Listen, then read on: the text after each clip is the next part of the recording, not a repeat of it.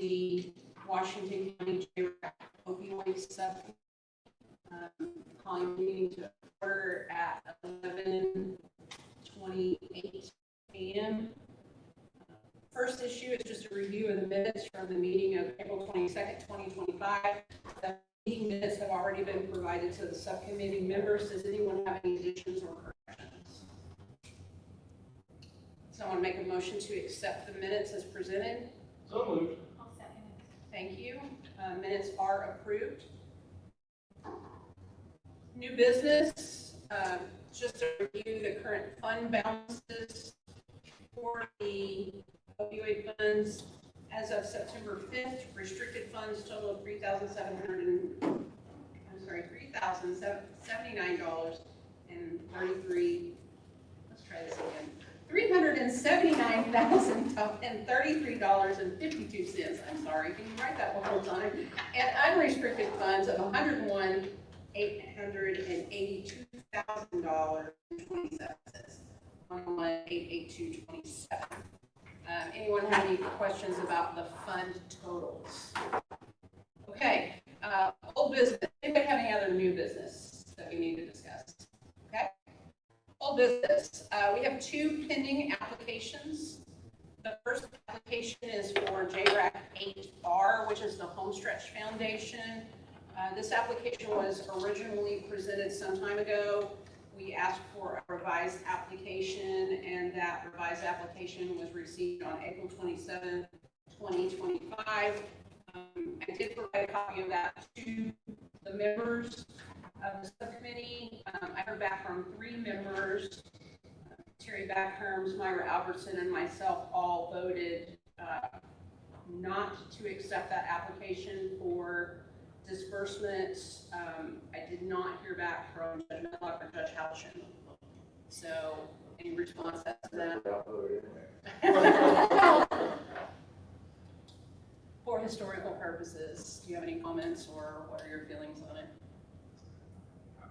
Okay. Okay, Judge Medlock? All right.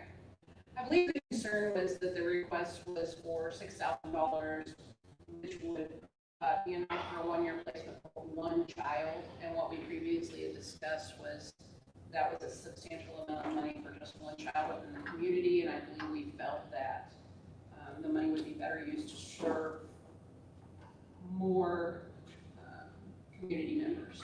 So, I think it's a wonderful idea, but it's expensive. I believe that's what the consensus was. So I will call for an official vote then for the JRAC 8R Homestretch Foundation application. All those in favor of moving this on to the county commissioners with a recommendation that the money be dispersed, show of hands, please. All those opposed? Any abstentions? All right. Then we will advise, or I will advise Homestretch Foundation that we will not be funding their application for the Homestretch Foundation. Okay, the second application that we have that was previously tabled on April 22nd was the JRAC application 10. It's now 10R because it's been revised for the Lifehouse Recovery residents. Just for purposes of expediency, I have some notes regarding some of the issues that we last time discussed, and just kind of an update as to what has happened since that time. We previously received the application from Lifehouse Recovery residents for a distribution of $105,000 from the restricted funds for the purpose of funding the startup of a new female recovery residence. Several issues were raised at the last meeting on April 22nd. Just to summarize those, the first was a question regarding the number of community members served by the project. The target population was for females only. The application stated the pilot house would have a maximum capacity of 10 to 12 women. However, the applicants at the meeting stated the present facility they plan to use can only house a maximum of 8 women. Subcommittee members noted that we are interested in ensuring disbursement recommendations that will serve the largest community possible, and that we recommend disbursement of funds where they will be most beneficial. Subcommittee members noted that there were more males involved in the criminal justice system with substance use disorder than females. And additionally, the subcommittee members noted that if the application was funded, it would be a substantial portion of the funds appropriated for the calendar year, and in turn would provide services for only a very small number of individuals. The second issue was certification of the recovery residents. Subcommittee members inquired if the applicants had sought certification. The applicants indicated that initially this would be a peer recovery house and not a level 2 or level 3 recovery residence in which there is an independent house manager or supervisor. The applicants indicated that in order to obtain certification, they must start a peer recovery house and have at least 4 participants in order to seek certification as a higher level recovery residence. The third issue was the request for the vehicle. This was made in section 2 of the application. The applicants requested a vehicle for transportation and stated this request addressed core strategy B. Subcommittee members did not feel the request fell under core strategy B, and at that point in time, there was a discussion had about resubmitting that, tabling and resubmitting the application. Issue 4 was with the MAT component, the MAT component. Subcommittee members questioned the MAT component noted in section 2 of the application. The applicants advised that oral MAT would not be used and they have a commitment provider affiliated with Hickory Recovery Center to provide Vivitrol injections. Additionally, the applicants advised that if an individual who wished to enter the residence was on Suboxone, they would work with a provider to obtain Subutex injections for the participant for a short period of time. The 5th issue was peer support compensation. Subcommittee members questioned the request for funding for peer support compensation in section 2 and again in section 7. The applicants advised that originally there was a commitment from Safe Haven to provide some peer support, but that Washington County's peer service is now provided through Thrive. I believe I noted that a recent hire from Thrive indicated that they were not providing service in Washington County. The applicants prefer not to rely on Thrive for peer support, and therefore would either pay Safe Haven or possibly peer support through provider for Scott County to allow peer support to be a component of the house. The 6th issue was networking with local employers. We questioned the applicants whether they had a commitment from any local employers to assist.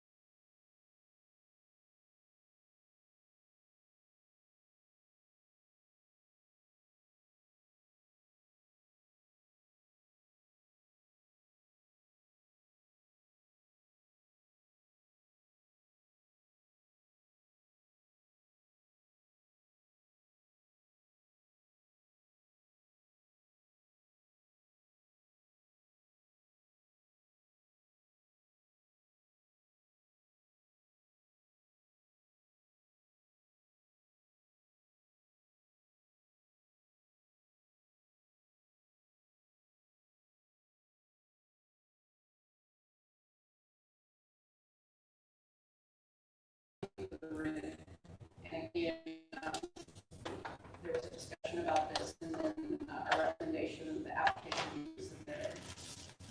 Since the meeting, the additional issues that have arisen are, first of all, a variance application. After the last meeting, the subcommittee chairman was advised by Jessica Green, the mayor of Salem, and also a committee member of the full board that the applicants had not applied for or been granted a use variance for the building they are intended to use. Mayor Green advised the current zoning for this building will not allow recovery residents to be started there, and variance has to be applied for and granted prior to the residents opening its doors. Additionally, the mayor advised me the applicants have not yet have or passed a fire inspection. The fire inspection cannot be conducted until renovation is completed. The applicants previously advised us they would not begin renovation since the lease was signed, and the lease would be not signed until they had at least a 1-year commitment for funding. The third new issue is that applicants were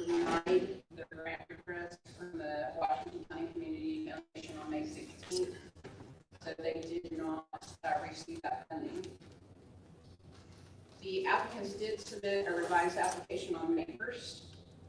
Just to hit the high points on the revised application, the total requested funds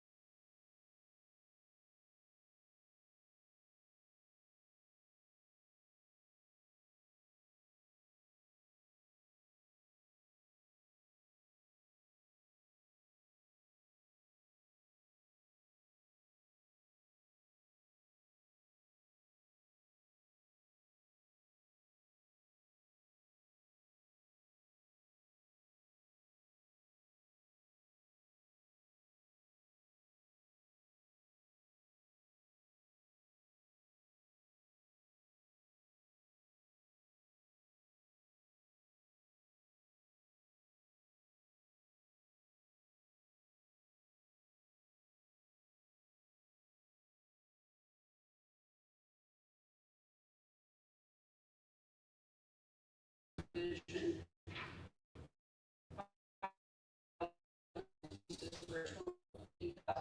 which was an increase of $20,000. Under Schedule B, was requested for harm reduction, awareness, education, and materials relating to HIV education, sex practices, STI education. Sorry, that should say STD education, and overdose reversal. This has been increased to $6,000 under the new application, and then the new addition under Sub B for the request for 1 year of rent for $26,000. So I hope that I have accurately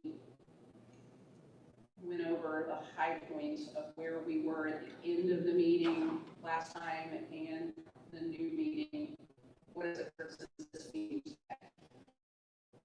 I'm going to open the floor first to the subcommittee members for any discussion or questions. I will say that there are several individuals here in support of Lighthouse Recovery, and I'm assuming that initially if the subcommittee members had any requests, we would address those to Kelly Simons, since she was spokesperson for the board last time we were here. Is that correct, Kelly? Okay. Judge Medlock, any questions? If you don't get the variance, this is not going to happen. Yes, okay. What's the status of I that? want to address that. So we have documentation. We have been working with Ronnie Boyle on that particular issue. We have a step-by-step guide for that. You're right, we cannot do any fire inspection. We cannot get any kind of rezoning until the modifications are done. We have not filed because there's an application fee. We don't want to put our money into it until we know this is going to go through. So we do have the guidance. We have someone partnering with us. We've spoke to many people about it. They're confident that it's not going to be an issue. I haven't spoke with the mayor, and I would like to. I haven't made arrangements to meet with him, but no one has led us to believe that there's going to be any issue whatsoever. They have spoke, the zoning, is it the zoning board? They have spoke with the owner about the rezoning, and his one concern was if he decided to ever use that property for its original purpose, that it could be returned to that. And he was given, yes, it would be a simple rezoning. So we do have open communication with them, and we're not walking blindly in that area. Have you actually spoke with any of the zoning board members? So we haven't been to a zoning board meeting yet, but we will have to go before them. There's a process that you have to go through. I'm sure that some of you are familiar with it. You have to even go to the neighbors around the area to make sure that it's going to be, it's not going to inconvenience them. The neighbors are 6 scoops. There's one, I think, family right across. There's a barber shop. It's mostly businesses that are the. But you haven't spoke to any individual board members? No. We have not gone to a court. Do you want help? Oh. Intimately knowledgeable in that area, overly so, massively so. What you're needing to do is to go ahead and present before the BZA, and it's going to be an official hearing, right? And the zoning board actually doesn't have a lot to do with that. Okay. Okay, and so what you'll do is ask for a variance there. And they'll have an official hearing, and they'll have steps. Ronnie Boyles will tell you what the steps, contact all the neighbors, but it sounds like you're gonna be fine. Yeah, it does. And that's why we are so confident, because we've had numerous conversations with that, because, a lot of people, we've spoken, done a lot of talking, Yeah. in small rural communities that have like programs, and, they walked us through their issues.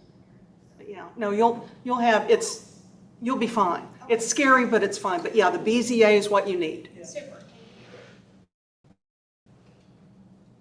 Any further questions? No further questions. Ms. Becker? First, I want to say, I think that what you guys are doing is definitely a need in all communities. I come from the treatment side of it, so I do have some questions though, with your application, about some of the language. Okay. First, on core B, when you're talking about MAG injections and picking up and getting prescriptions, is there a reason why insurance is not being utilized instead of grant funding for those services? So, are you talking about the injection itself? So, Yeah. yes, it would. So Okay. it would be our responsibility as a program to get them to those appointments. Okay. And that's what I wanted to touch on with Myra, is when I put that request for transportation in that specific spot, after I thought about it, it's because transportation to MAT, like those necessary appointments, but I did move it. Okay, and because I know with MAT, most of your prescribers are going to fulfill that injection need. So has that been taken into consideration of being able to work with that prescriber and not necessarily, you may not need an outside person to provide those injections in the home, or is that something that you guys are Yes, looking at so differently?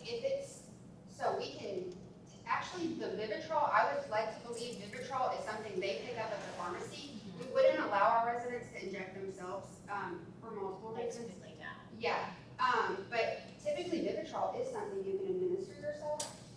Sublocade, however, is different. And we did pass that injection, but there are gonna be stipulations surrounding that because it is still a controlled substance. So none of that would be taking place at the house. It would be brought in. I just know some of the Vivitrol injections are still done in clinic. Yeah. So that they can, so I think that needs to be an option. Yeah. As well, just to check with whoever is doing that, that's just something, kind of feedback there. Because oftentimes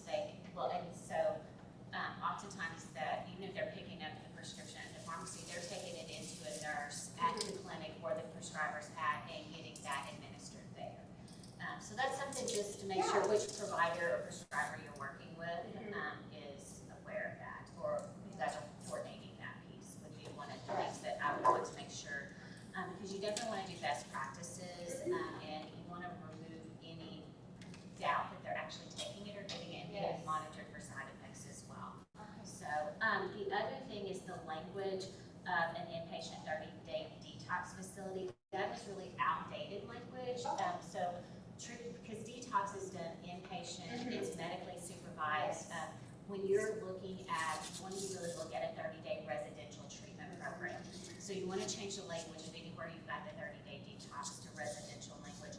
But also being aware too and having that knowledge of the ASAM criteria, because just because someone relapses once, they may not meet the full ASAM criteria for a 30-day residential treatment program. They may be recommended for like an intensive outpatient program. So being aware and making sure that is accommodated for the residents as well in the treatment protocol. It absolutely Okay. does, yes, it absolutely Okay. does. So then, I also noticed in Schedule B, it's talking about the administrator. Is that the house manager, or is it like, what is that specific person's role and job description, and how are they gonna be trained based on best practices with looking at the NARS level of certification? You want to be a level 3 at some point, and there is specific trainings for that. So how is that written into their job description? Okay, so the person for those funds, administrative costs, is going to be the executive director. Okay. As far as the person in the house manager, house mother, house monitor, she will be certified as a certified peer recovery coach, Okay. but she would live there with a stipend of her certification cost, which is almost $1,000, and then, room and board, and then that certification will allow her to work in a field, in a recovery program. And I am very familiar with partial hospitals at PHP and IOP. I utilize those services a lot in the job that I play, but I love that you shared, like you did, I do sometimes language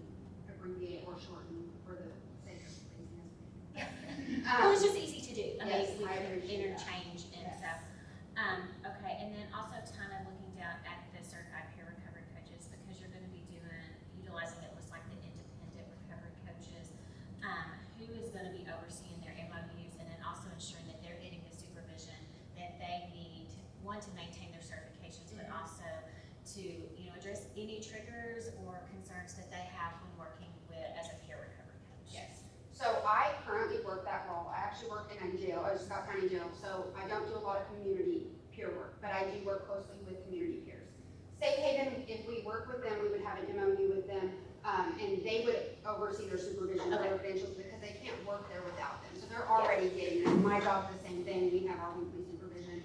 And Thrive, actually, their coaches they hold them to that. But yes, the MOUs would have to be done with whoever the executive director, RCO, so like Holding Space, Safe Haven, Thrive, those are all RCOs. They would have to be done in a sit down, like going over, what those MOUs would stuff. That's all the questions I have. Any Any other- Well, I think there are a lot of issues.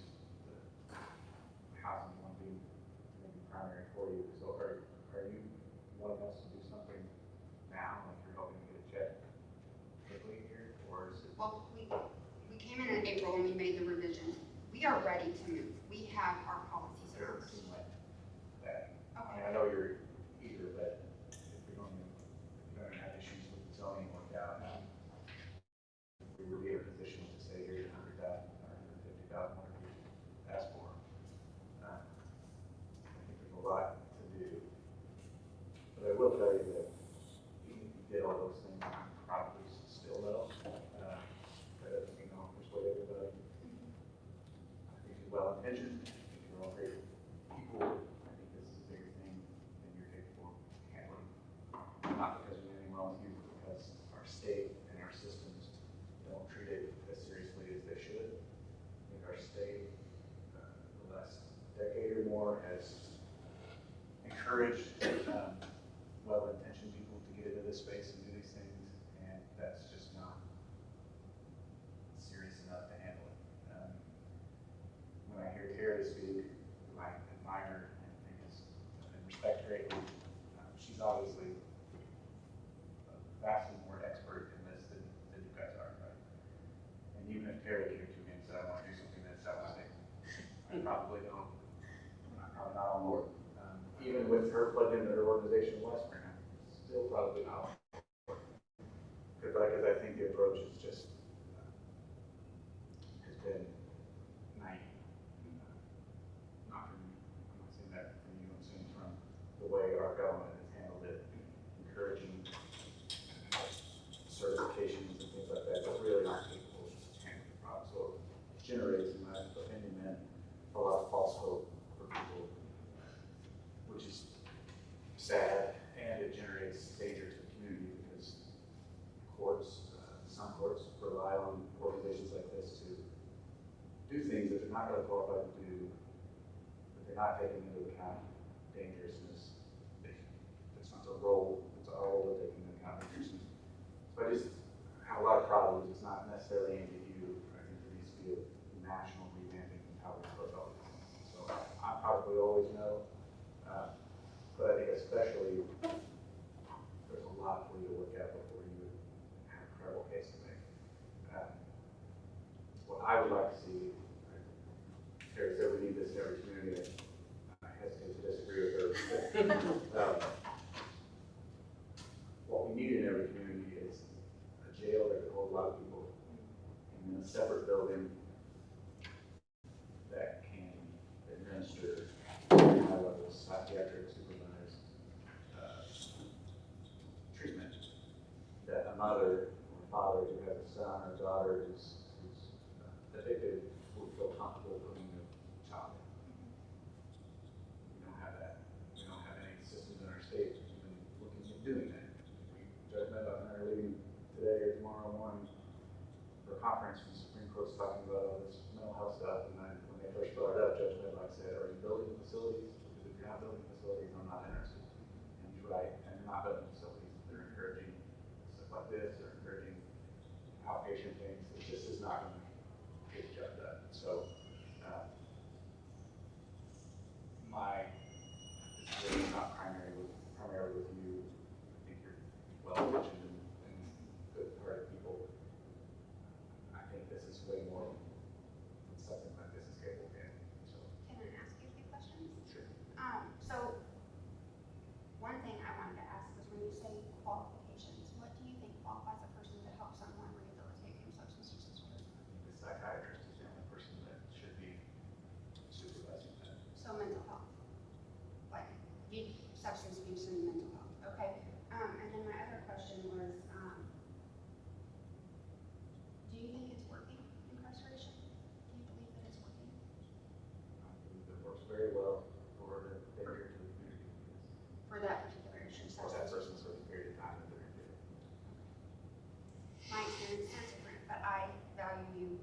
consideration of that, and I respect you, Rodney, so I appreciate you taking the time to say the things that you did. Ms. Halverson? So I didn't specifically go through it again, because I'd already done that last time. So I went through looking at what it would take to bring it up to where you want it to be with the time, up to the three. You're gonna have to have someone qualified to file with the insurance companies, like the Medicaid and all that. You're also gonna have to have somebody trained in handling the money and writing grants. And as well as training your staff, because they're gonna have to be certified. And I really think, from what I can picture, I think you probably are qualified, but I don't think you have anybody beside you to do that. And I'm concerned that you're gonna burn out very fast. I think you have people that are backing you to help you and want to help the people. I get that, but you're gonna need way more than just that. Yeah. And I'm afraid you're gonna burn out, you're either gonna walk away or, it's just gonna fall on its face, one or the other. My feeling on this is, as you're aware, grant funding through the DOC was cut really hard this coming year. It's gonna be cut again really hard the next year. When we had our summer assembly, there was a lot of people there that applied for DOC grants, and they're running facilities like yours, and this one gentleman said, I'm gonna have to shut the doors because I can't get the money to run my facility. And so my concern is, we give you this money, you haven't even got to the point of opening the doors, it doesn't happen, then the money is a loss. Whereas if it gets to the point where you're ready to open the doors, you've got everything in place, let's do this, I think you have a better framework to bring to us than you have right now to say, okay, this is what we're looking at, this is what we have in place, these are the people we have in place, this is the training we have done, versus what we have now, which we don't have any of that. So, I wanna say, we haven't moved forward with opening for funding purposes, reasons. My second thought is, OSF funds are specific to one, like, they can only be used for very specific things, these types of things. So that money isn't going anywhere, actually, it's promised for the next, I think, 18 years. And I believe that this money should be put to good use, it should, and not just sitting, unless there's a thought or an idea of something much bigger. But eventually Lifehouse, our plan is to expand. We started small to be cautious, to be, careful about getting in over our heads. Thank you for thinking of me in the burnout, because it's something I am trained in, and we have conversations about a lot in this field.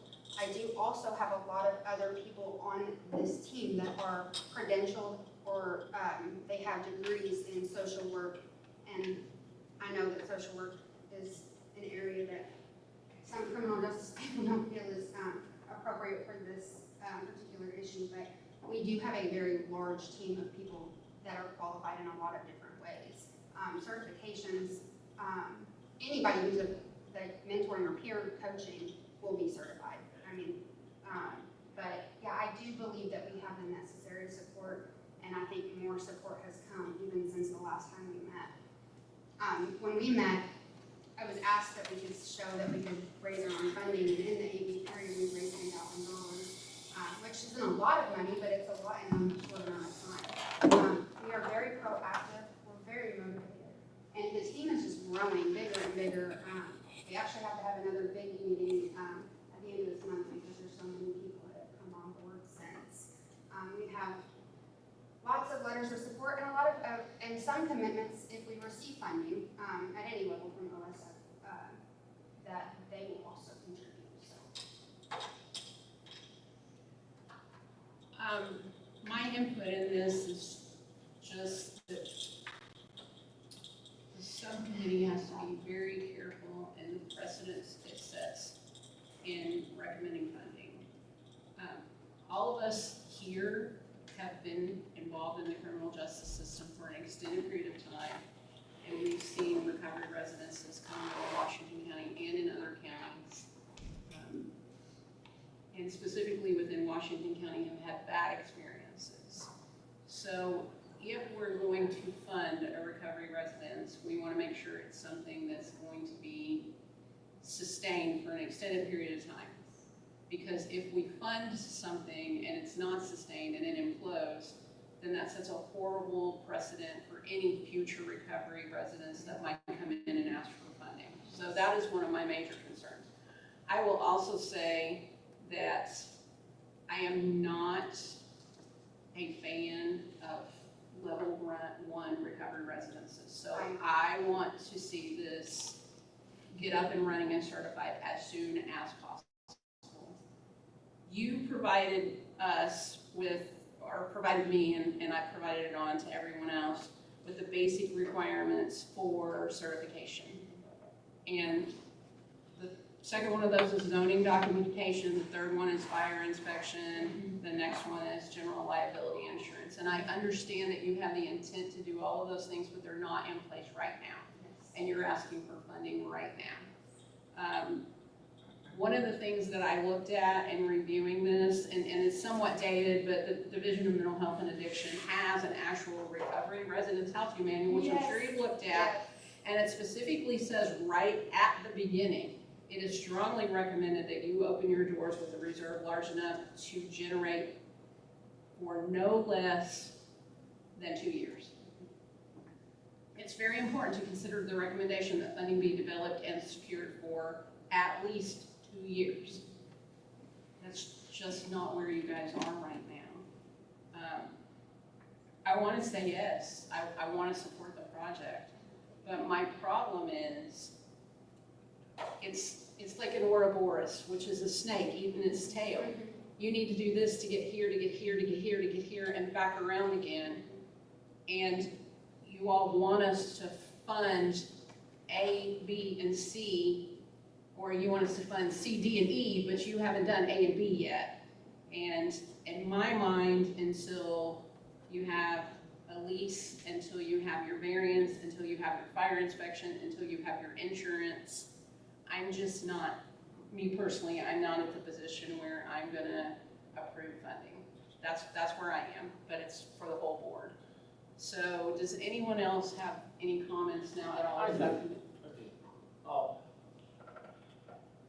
This is the only somewhat viable project that's been, there's no projects that have been brought to the majority of the offenders, which is me.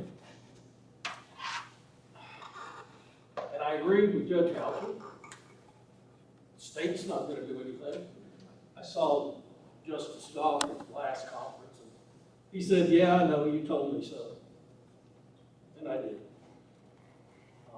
And the county's not gonna build a bigger jail, nor they're gonna build a treatment facility. So we don't have very many options. Kellyanne, I believe you have the best intentions, and I believe you're professional.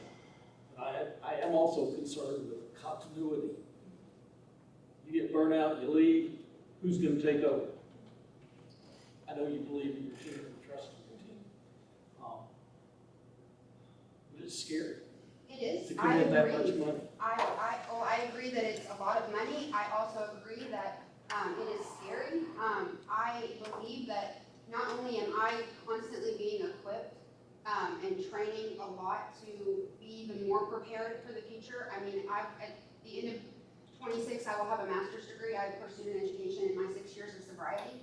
I plan to equip others because you're right, it can't just be me, and it's not just the me. I promise you, the team is large. Well, what I was gonna say is I would contingently vote to award you the funds, so long as you can get things in place. Yes. But unless they're in place, it just can't happen.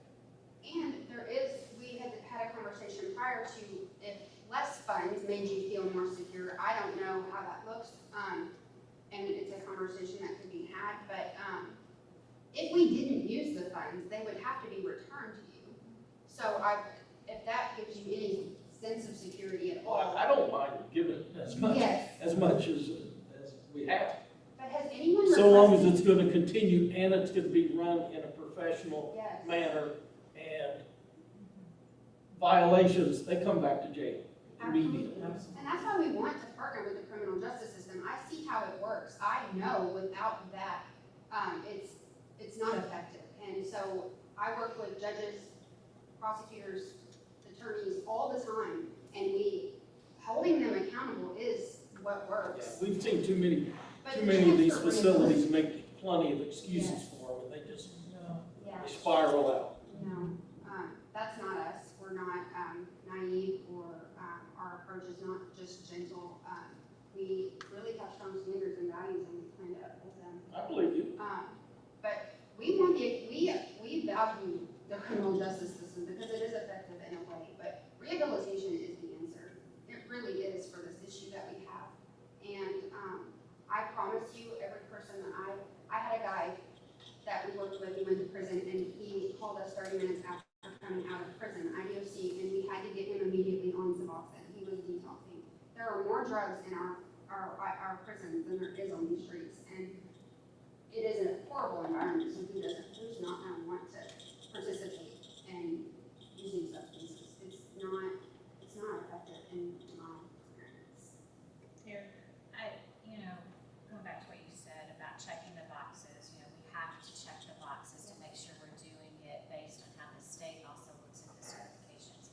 So in saying that, it sounds like that one of the things that we're concerned about is the variance, the zoning.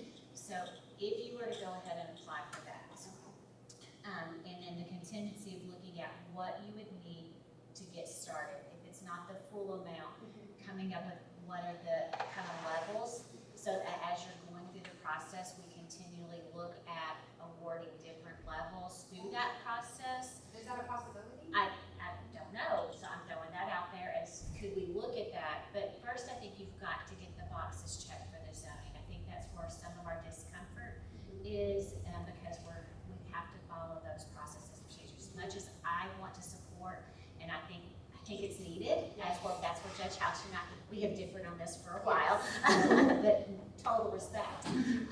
But I do think we have to follow, because if we don't follow it for you guys, then that's setting that precedence again, and that we've got to follow and check the boxes based on best practices.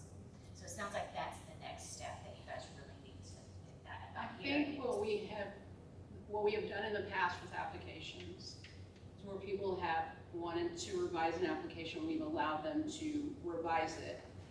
I hate to piecemeal it, but I also think that makes the cleanest record, so that if you are going to come back and ask us, based on what's been said today, you're gonna come back and ask us for less, either we do yet another amended application, or it's probably even cleaner for you to just do a new application.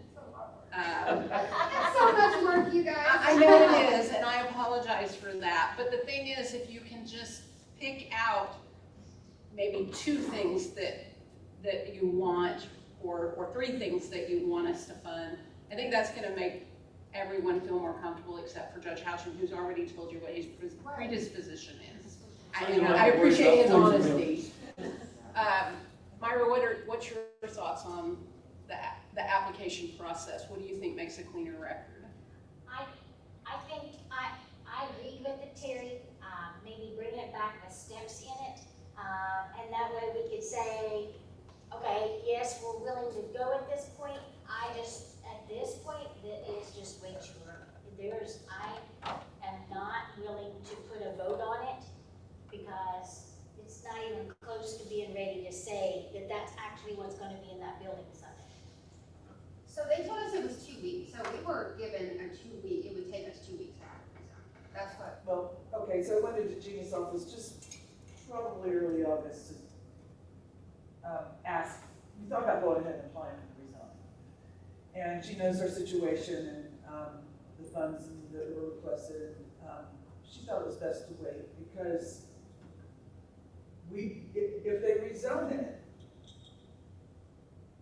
we can't open without funds. We can't sign a lease unless we're sure that we can operate for a year. Right. Yeah. So, but are you suggesting, so and she did say, because we know all the steps that have got to be taken. And she said, and Ronnie said, it seems like a lot, but it's really not that complicated. It's a process stuff. And she said that that process could possibly be done in 2 weeks. No guarantees, but it can go that quickly and that smoothly. They'll schedule a hearing, we'll get it in the paper, they prepare the notices to go to the neighbors and all that stuff. So are you suggesting then that you would maybe award us an amount contingent on that getting approved and rezoned as a residential? So that, because that's our first step, right? We can't- So here's my feeling as the chairman, we can do one of two things, and I'm gonna kind of leave it open to you all, and to the board members, correct me if I'm incorrect. So at this point, our two choices, I believe, are just to take a flat vote on acceptance or rejectance, actually it's more than 2, 3, to table the matter again and give you all the opportunity to regroup and possibly amend your application, or if you're going to ask us to do some kind of contingency award, I think there would have to be a motion for that and a second to allow part of the funds to be awarded to you contingent on X, Y, and Z.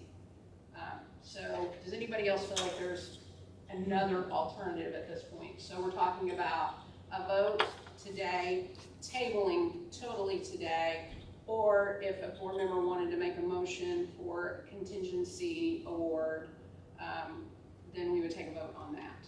So, I would like to see the contingency vote taken, just because I believe in us as a team to be able to carry out those things. okay.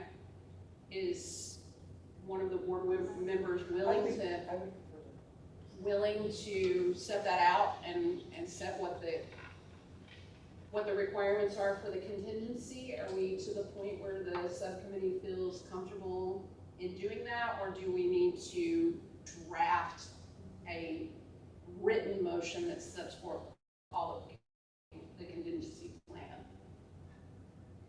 I'm waiting for us with corrections if you guys are looking. Can I ask a couple questions? Sure. How often do y'all meet? Quarterly. Quarterly. So could it be structured like quarterly disbursements? So you could say, this is what we'd like to see you do, and then we'll disperse this money for purpose X, and then another setup, and do it that way so that you're not, I understand the concern of, here's all this money, and then it's a year later before you find out what happens to it. So is it possible to do it that way? I think it's possible.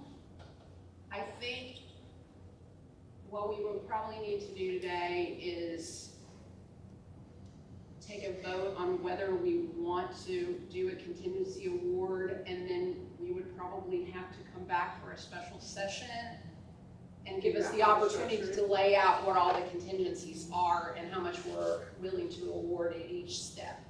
I know I'm not prepared today. If one of the other board members is prepared today to line all of that out for us. The other problem we have is we're 15 minutes into the next meeting schedule. So, I mean, we have a light meeting for our full board meeting, and this is important, and we want to address these issues.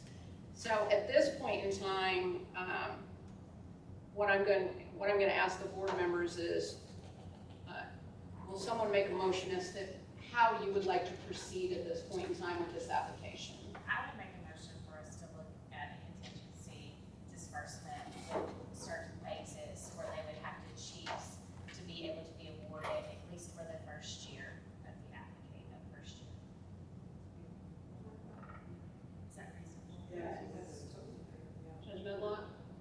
Or someone second? All right. Then I would take a vote. How many of the board members, by a show of hands, are willing to support the possibility of making a contingency award in the future on the application JRAC 10R? All those in favor, show of hands. 3 opposed. All right, so the motion carries at this point in time. What I will ask is, I will contact the board members, and also Kelly, I'll make you the spokesperson. We will schedule a special meeting to meet with you all after we have the opportunity to get the contingency plan together, and then we will sit down and discuss that with you. I think it needs to come from them, not from us doing it. They know what they need to do stepwise Okay. and how much money that's gonna cost. So Okay. I think the contingency plan needs to come from them to the subcommittee and then the subcommittee look at that. I don't think it should be subcommittee deciding that since we're not running the. You're correct. I like that, I think Yeah. that's too. Could you, or someone email me or let me know what your specifics are though, so that I know that, like, did you guys have specific requests that you would like to see by a certain amount of time? Was there? No, it I don't think should be more so. based on the timeline of what you see as far Okay. as Right. what you're gonna have to need money-wise to get to the point of this Certification. amount that you have. So would you like to see that plan for the full year kind of broken down quarterly? I think that depends on how you all want to structure it, Okay. you know. I think basically what we're saying at this point, Sue, is we're not saying no, but Bits and pieces. we need to see an exact plan of, okay, we're gonna do this, and we need this much money to do this. We wanna do this, and we need this much money to do Yeah. this. I think if you set it out 4 different quarters, you're gonna find after the first quarter, it's changed. Yeah, okay. Yeah, so one quarter at a time would That's be fine. sufficient if that's what we. We don't care if we have to revisit the issue, Yeah, you know, okay. every quarter. Okay. But I think just to get us over the hump right now, we need at least a first quarter contingency plan of what you need financially and what you're gonna ask us for and kind of a timeline. I'll bring that completely for that, Okay, so that one can be, all right. So as of right now, we're just gonna table the application again, if everyone's in agreement with that, and then we will revisit that after you submit a contingency plan for us. And I am not opposed to, once we get that plan, to requesting a special study meeting, because I know you wanna move this along as quickly as possible. I appreciate your time Okay. so much. Thank you. All right, thank you all. Is there any additional new business? Oh, not even. I would entertain a motion to adjourn the meeting at 12:16 PM. Second? First, second. Second? Yeah. Myra? All right, thank you.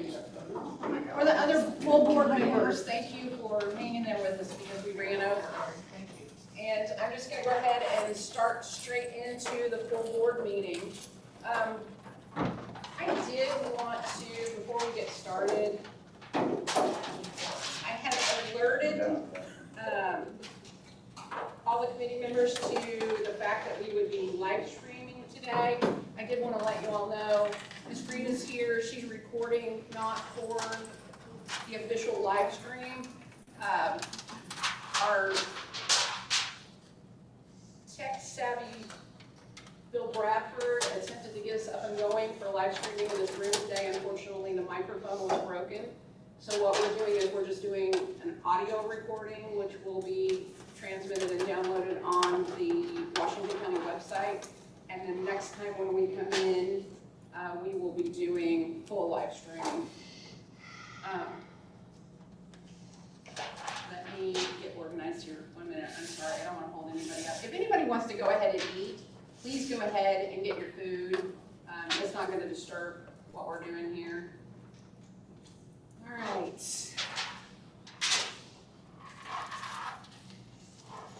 Did everyone get a copy of the agenda and the minutes that I sent out earlier? Does anybody need an extra copy of that? I am. Okay, I'm gonna call to order the full board meeting of the Washington County Community Corrections Advisory Board. Are we good?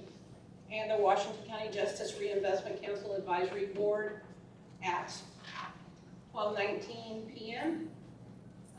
First of all, minutes have already been provided to the board members from the April 22nd, 2025 meeting. Are there any additions or corrections to those minutes? Okay. I would entertain a motion to approve the minutes as submitted. So moved. Second.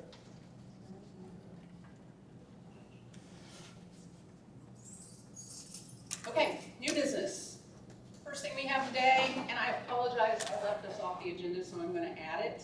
I just wanted to briefly introduce, and I think most of you already know, Amanda Yake, who's our new Community Corrections Case Manager. Amanda has worked in the criminal justice system in the past as both a victim's advocate and most recently as the director of the Adult Protective Services Program.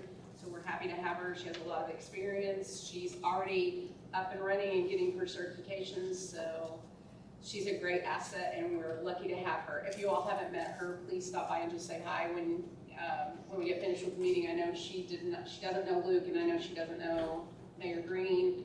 I think everybody else here she's aware of.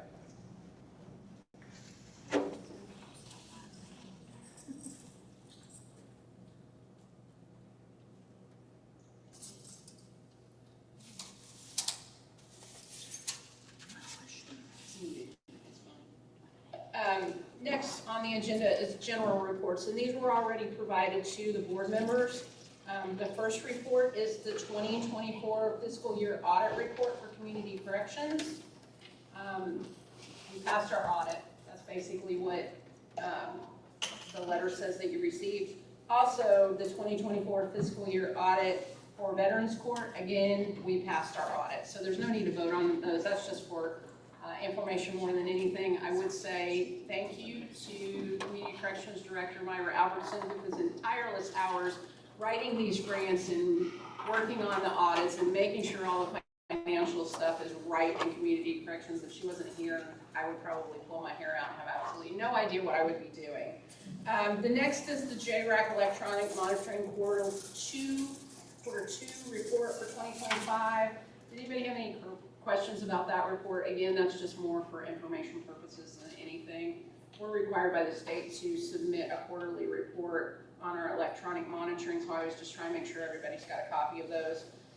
The next thing we have is the participant numbers report. This is just the updated report that we provide you all quarterly. As of August, we had 6 people in the day reporting program, 1 person on community corrections home detention. We have more than 1 person on home detention. That's just the only community corrections assignment. We have no one in the community transition program. We do not have anyone in the problem-solving court, which is Veterans Court. However, as of Friday, we do have a new participant.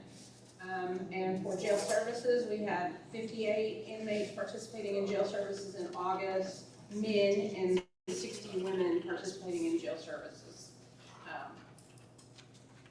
Also, next is just the award letter for the DOC grant for 2026.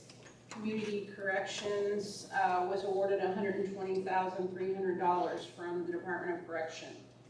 We are very lucky in that the Department of Corrections substantially reduced the number of grants that they awarded this year, with more grant cuts coming next year. We did not have any type of grant cut. We received everything that we requested.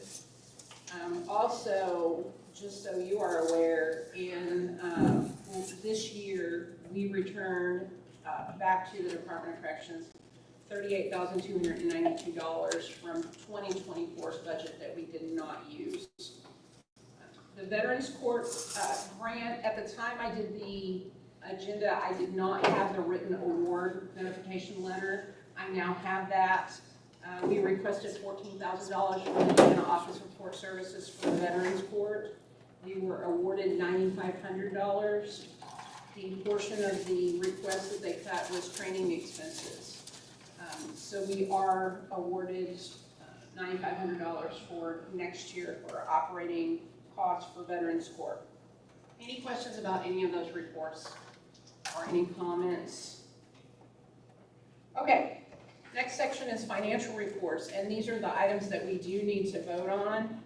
The first thing that we need to vote on is the IOCS grant report for Veterans Court. Did anybody have any questions about the grant report for Veterans Court? All right, I'd entertain a motion to accept that report. What is this? It's the Veterans Court financial report. Yeah. Any questions? Entertain a motion. Brett second. Sheriff is second. Mr. Blake. Made a motion. All those in favor, show of hands. Anyone opposed? Any abstentions? Judge Medlock. All right, that grant will be approved then, or, I'm sorry, that report will be approved. The next financial report is the Sims grant report for Veterans Court. Again, this is just the report for the quarter for the operating expenses out of the Veterans Court. Does anyone have any additions or corrections or questions about that report? Okay, I entertain a motion to approve that report. So moved. Kara, Ms. Nice was second. By a show of hands, all of those in favor? Anyone opposed? Judge Medlock abstains. No, grant will be submitted, or that report will be submitted. The last thing we have is the Community Corrections Monthly Financial Reports for the second quarter. Does anyone have any questions about that report or any additions or corrections? Okay, I would entertain a motion to approve the Community Corrections Monthly Financial Reports for the second quarter. Mayor Green, can I have a second? Mr. Dean? All those in favor, show of hands. Anyone opposed? Any abstentions? All right, I'll submit that report then. For those who, I know some people were here in the middle of the JRAC meeting and some people were not, just so you are aware.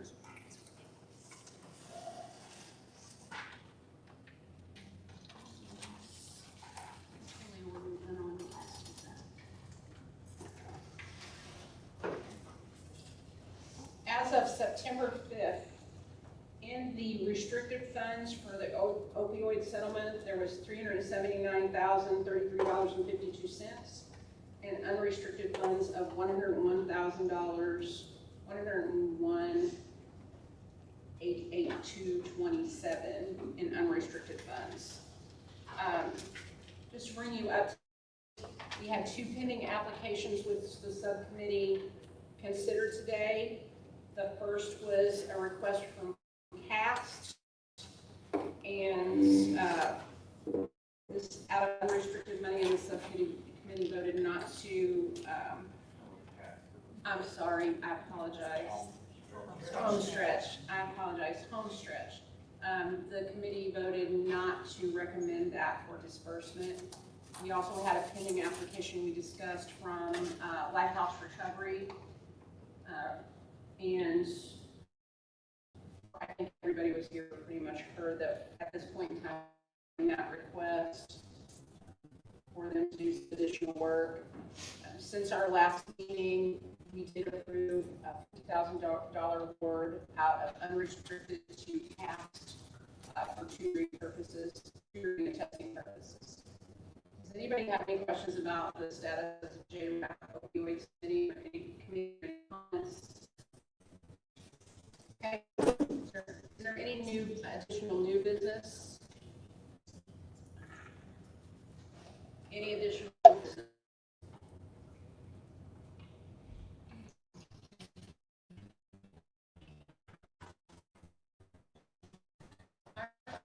Remember what our next meeting is? November 4th? That's what I, Thank you, Terry. Our next meeting will be November 4th. The JRAC subcommittee meeting will, subcommittee will meet at 11:30. The board will meet at 12. There is an additional JRAC subcommittee prior to that meeting. We'll call a special meeting. I will let all the board members know if that does in fact happen. Does anybody have anything additional before we adjourn? As usual, it was short and sweet. Okay, I will entertain a motion to adjourn the meeting at 12:29 p.m. I'll make a motion. Can I have a second? Justin? All right, we are adjourned.